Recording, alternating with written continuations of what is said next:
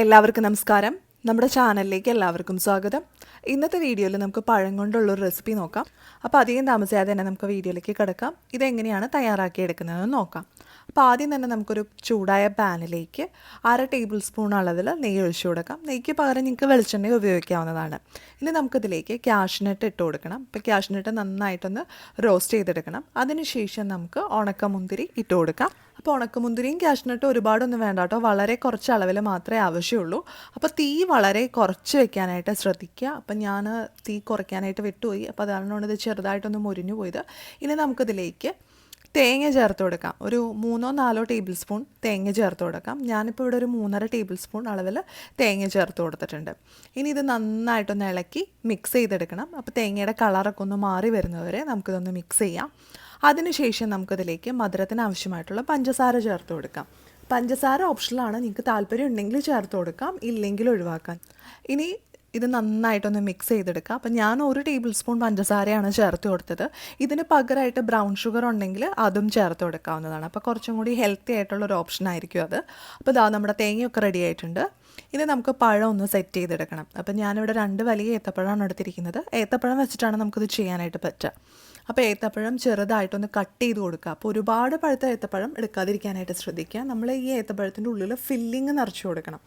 അപ്പോൾ ഒത്തിരി പഴുത്ത പഴമാണെങ്കിൽ അതത്ര കറക്റ്റായിട്ട് വരില്ല. അപ്പം നമ്മൾ ഇത് പല സ്ഥലത്തും ഇതിനെ പഴം നിറച്ചതെന്നൊക്കെ പറയാറുണ്ട്.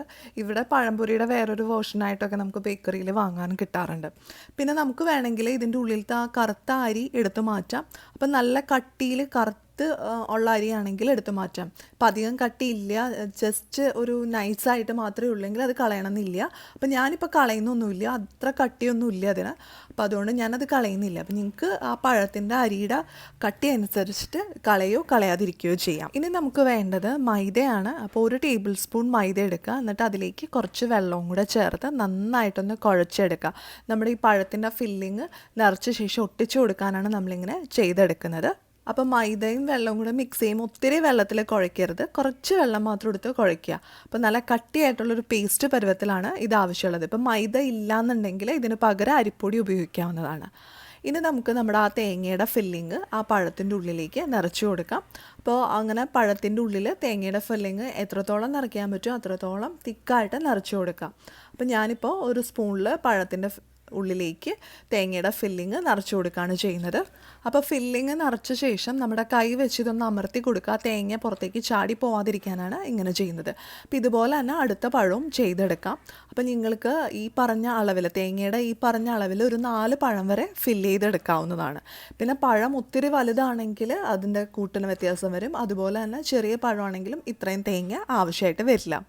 ഇനി നമുക്ക് ഈ കൂട്ട് ഒന്ന് അടച്ചു കൊടുക്കണം. അപ്പോൾ നമ്മൾ മൈദ ഓൾറെഡി റെഡിയാക്കി വെച്ചിട്ടുണ്ട്. ആ പേസ്റ്റ് കുറച്ചായിട്ട് എടുത്ത് നല്ല കട്ടിയിൽ ഇതൊന്ന് അടച്ചു കൊടുക്കുക, അല്ലെങ്കിൽ ചാടി പോവും. നമ്മളിത് എണ്ണയിലിട്ടൊന്ന് ഫ്രൈ ചെയ്തെടുക്കുന്നുണ്ട്. അപ്പോൾ ഇങ്ങനെ പുറത്തേക്ക് തള്ളി വരുന്നത് ഒഴിവാക്കാനാണ് കുറച്ച് കട്ടിയിൽ മൈദയുടെ പേസ്റ്റ് നമ്മളിങ്ങനെ തേച്ച് പിടിപ്പിക്കുന്നത്. അപ്പോൾ അതാ ഞാൻ ഒരെണ്ണത്തിൽ ചെയ്തെടുത്തു. ഇതുപോലെ തന്നെ നമുക്ക് അടുത്ത പഴവും ഫില്ല് ചെയ്തെടുക്കാം. അതാ നമ്മുടെ പഴം രണ്ടും കവർ ചെയ്ത് സീൽ ചെയ്ത് റെഡിയാക്കി എടുത്തിട്ടുണ്ട്. ഇനി നമുക്കിതൊന്ന് ഷാലോ ഫ്രൈ ചെയ്തെടുക്കണം. അപ്പോൾ അതിനായിട്ട് ഒരു പാനിലേക്ക് കുറച്ച് വെളിച്ചെണ്ണ ഒഴിച്ചു കൊടുത്തിട്ടുണ്ട്. നിങ്ങൾക്ക് വേണമെങ്കിൽ നെയ്യിൽ തന്നെ ഇത് ഫ്രൈ ചെയ്തെടുക്കാം.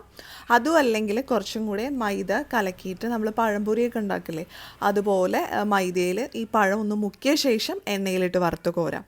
അപ്പോൾ അത്യാവശ്യം നല്ല എണ്ണ വേണം, കുറച്ചും കൂടി ഡീപ്പ് ഫ്രൈ ആണ് ചെയ്യേണ്ടത്. ഇതിപ്പോൾ ഞാൻ ആ പഴത്തിൻ്റെ ആ കൂട്ട് മാത്രം ഒന്ന് മൊരിച്ചെടുക്കാൻ വേണ്ടിയാണ് ഇങ്ങനെ ചെയ്ത് കൊടുക്കുന്നത്. അപ്പോൾ ഇങ്ങനെ ചെയ്താലും നല്ല ടേസ്റ്റാണ്. അപ്പോൾ ആ പഴം വറുത്തത് അല്ലെങ്കിൽ പഴം നിറച്ചത് കഴിക്കുമ്പോൾ അതിൻ്റെ ഉള്ളിൽ ആ തേങ്ങയും പഞ്ചസാരയും എല്ലാം കൂടി വരുമ്പോൾ നല്ലൊരു ടേസ്റ്റാണ്. അപ്പോൾ ഇതാ നമ്മുടെ എണ്ണയൊക്കെ നന്നായി ചൂടായിട്ടുണ്ട്. ഇനി ഇതിലേക്ക് പഴം വെച്ച് കൊടുക്കാം. അപ്പോൾ പഴം എണ്ണയിലേക്ക് ഇട്ട് കൊടുക്കുമ്പോൾ നമ്മൾ ആ മൈദ കൊണ്ട് സീൽ ചെയ്ത ഭാഗം എണ്ണയിലാവുന്ന രീതിയിൽ ഇതുപോലെ ഇട്ട് കൊടുക്കാനായിട്ട് ശ്രദ്ധിക്കുക. അതിനുശേഷം ഇത് നന്നായിട്ട് മുരിഞ്ഞ് കഴിയുമ്പോൾ സൈഡൊക്കെ തിരിച്ചിട്ട് ഒന്ന് റോസ്റ്റ് ചെയ്തെടുക്കുക. അപ്പോൾ ഒരു ചെറിയ ബ്രൗൺ കളർ ആവുന്നത് വരെ നമ്മുടെ പഴം ഒന്ന് റോസ്റ്റ് ചെയ്തെടുക്കണം. അപ്പോൾ ഇതാ ഇത്രയേ ഉള്ളൂ. വളരെ സിമ്പിളായിട്ട് തയ്യാറാക്കി എടുക്കാൻ പറ്റുന്ന ഒരു സ്നാക്കാണ്. അപ്പോൾ വൈകുന്നേരമൊക്കെ നമുക്കിത് തയ്യാറാക്കിയെടുക്കാം. ഇത് നല്ല ഫില്ലിംഗ് ആയിട്ടുള്ള ഒരു സ്നാക്കാണ് കേട്ടോ. ഇത് ഒരെണ്ണമൊക്കെ നമ്മൾ കഴിക്കുകയാണെങ്കിൽ പിന്നെ നമുക്ക് കുറേ നേരത്തേക്ക് വിശക്കൊന്നുമില്ല, കാരണം അത്ര ഫില്ലിംഗ് ആയിട്ടുള്ള ഒന്നാണ്. അപ്പോൾ ഒരു പകുതിയൊക്കെ കഴിക്കുകയാണെങ്കിലും ധാരാളമാണ് ഒരാൾക്ക്. അപ്പോൾ എല്ലാവരും ഇതൊന്ന് ട്രൈ ചെയ്ത് നോക്കുക. ഇഷ്ടമായാലും ലൈക്ക് ചെയ്യുക, ഷെയർ ചെയ്യുക. അതുപോലെ നിങ്ങളുടെ അഭിപ്രായങ്ങളൊക്കെ താഴെ കമൻറ്റ് ബോക്സിൽ പറയുക. ഇനി അടുത്ത ദിവസം നമുക്ക് പുതിയൊരു വീഡിയോ ആയിട്ട് വീണ്ടും കാണാം.